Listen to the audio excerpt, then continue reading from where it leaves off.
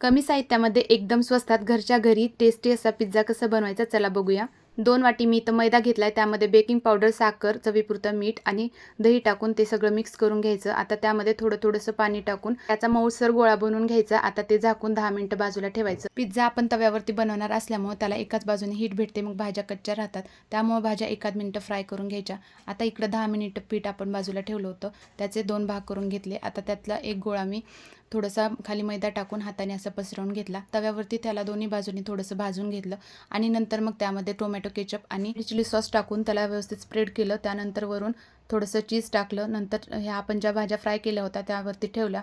नंतर वरून थोडंसं चीज टाकून आता ह्याला तव्यावरती बारीक गॅसवर 10 ते 15 मिनिटं बेक होऊ द्यायचं. तर एकदम 10 ते 15 मिनिटामध्ये एकदम आपला परफेक्ट असा पिझ्झा रेडी होतो. चला तर मग तुम्हीही नक्की ट्राय करा. एकदम भारी बनलाय. खालून पण तुम्ही बघू शकता व्यवस्थित भाजला गेलाय. चला तर मग भेटूया नेक्स्ट व्हिडिओमध्ये. तोपर्यंत बाय बाय.